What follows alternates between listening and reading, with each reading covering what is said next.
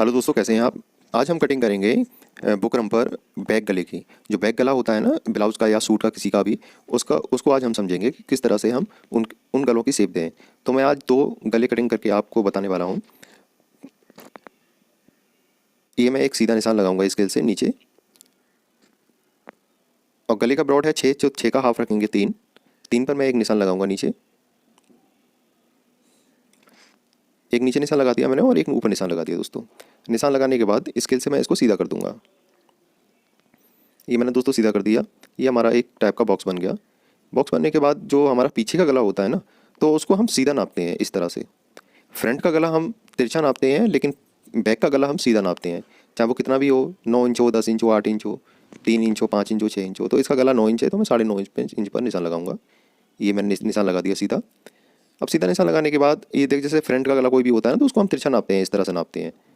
लेकिन हम बैक का गला सीधा नापेंगे, क्योंकि बैक का गला सीधा ही नापा जाता है। तिरछा नापेंगे तो वो जो कस्टमर चाहता है डीपनेस, वो डीपनेस नहीं आ पाती है।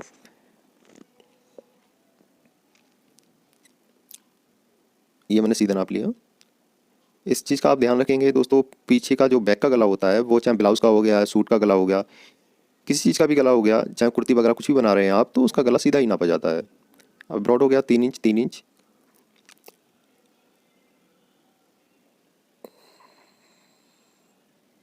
अब आधा, ये जो 3 इंच ब्रॉड था उससे आधा इंच बाहर निकालते हुए एक निशान मैंने लगाया। तो बैक का गला जो काटते हैं ना, तो वो थोड़ा सा नीचे से ब्रॉड होता है।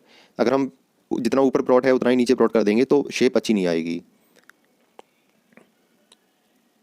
इस निशान से मैं एक यहाँ स्केल से एक सीधा एक क्रॉस मारूंगा, क्रॉस निशान लगाएंगे।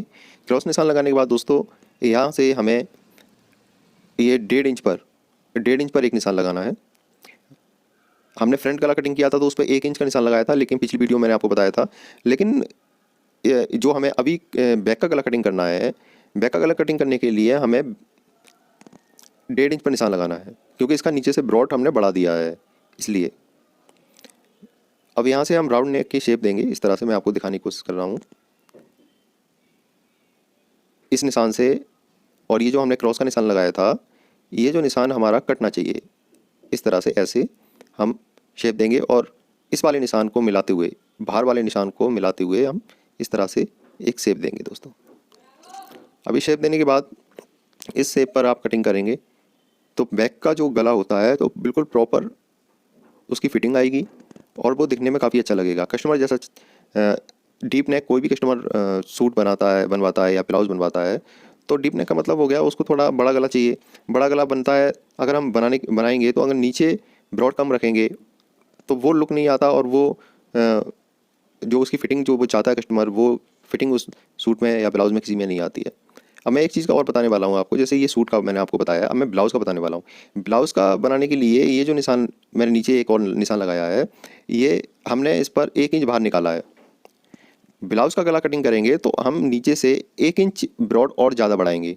ब्रॉड बढ़ाने के बाद एक मैंने सीधा निशान लगाया। सीधा निशान लगाने के बाद यहाँ हम 2 इंच पर क्रॉस मारेंगे। अगर हम 1 इंच ब्रॉड नीचे से बढ़ाते हैं तो हम 2 इंच पर क्रॉस लगाएंगे। 1.5 इंच बढ़ाते हैं, सॉरी, आधा इंच बढ़ाते हैं तो 1.5 इंच पर क्रॉस लगाएंगे, और बिल्कुल प्रॉपर एक जैसा रखेंगे तो 1 इंच क्रॉस लगाएंगे। इस चीज़ का आप ध्यान रखें। ये अब मैंने इसी निशान पर आपको इस सूट का भी बता दिया और ब्लाउज़ का भी बता दिया, दोनों बता दिए। सूट का हमें आधा इंच ब्रॉड ज़्यादा रखना है नीचे से, ये देखो दोस्तों, मैंने सूट का आधा इंच ज़्यादा रखा है, और ब्लाउज़ का हमें 1 इंच ज़्यादा रखना है। क्योंकि ब्लाउज़ का जो लोग होते हैं वो कुछ ज़्यादा ही डीप मांगते हैं और ब्रॉड ज़्यादा मांगते हैं। अब जैसे ये तो मैंने 3 इंच का ब्रॉड रखा था, अब हम 2.5 इंच का देख लेते हैं एक बार। 2.5 इंच का अगर किसी का ब्रॉड होगा, ब्रॉड कम, जैसे कुछ पतले कस्टमर होते हैं तो उनका ब्रॉड हमें कम रखना होता है सूट या ब्लाउज़ का। अब 2.5 इंच का मैंने ऊपर निशान लगाया, 2.5 इंच का निशान लगाया, और मैंने एक सीधा निशान लगा दिया इस तरह से, ये वाला। ये मैंने क्रॉस लगा दिया।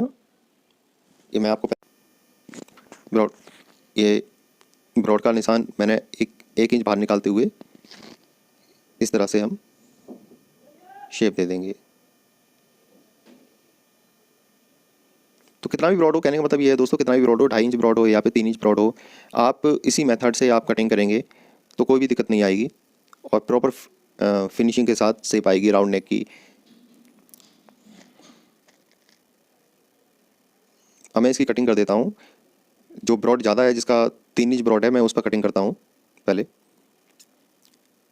मैं कटिंग करके आपको दिखा देता हूँ कि कैसी फिनिश शेप आई है इसकी।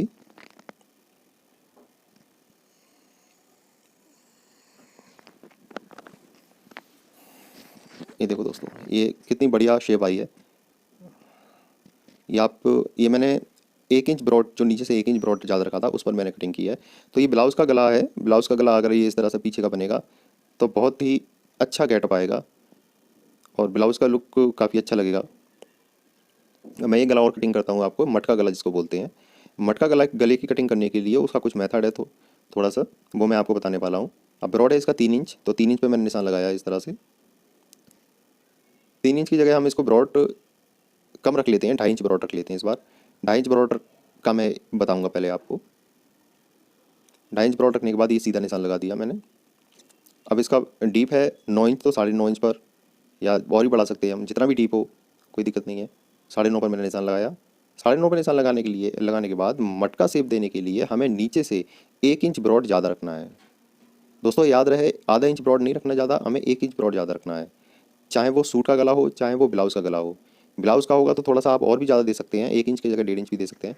अब वो क्या है, ये जो ऊपर मैंने निशान लगाया है, ऊपर से 2.5 इंच का एक क्रॉस किया है। उसके बाद ये किए मैंने 1.5 इंच नीचे निशान क्रॉस लगाया और इस निशान को मैंने इस तरह से एक शेप दे दी ऐसे।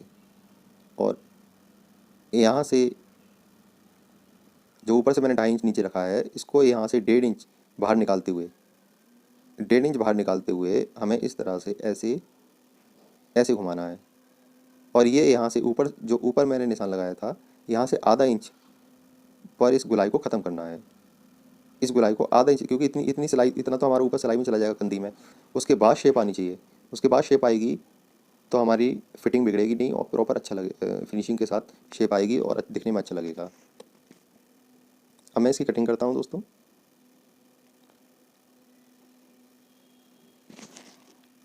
कटिंग आप आराम से करें, जल्दबाजी में कटिंग करेंगे तो शेप बिगड़ जाएगी। आराम से कटिंग करें।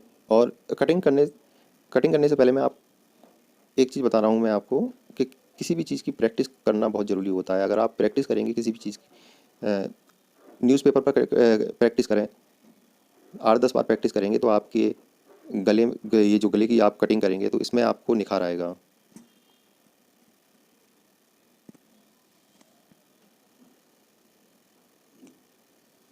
यहाँ सिलाई लग जाएगी।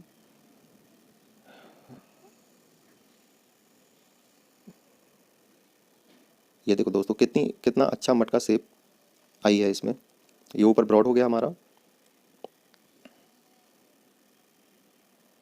हाँ अब ठीक है। और ये इस तरह से ये बनने के बाद, सूट में या ब्लाउज़ में बनने के बाद काफ़ी अच्छा लुक आएगा।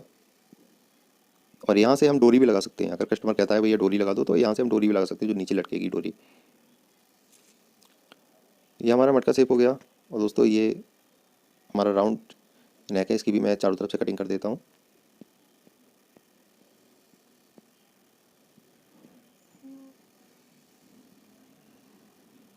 इसको मैं ओपन कर देता हूँ। ये देखो दोस्तों, अच्छी गुलाई आई है मटका शेप की भी और राउंड नेक की भी।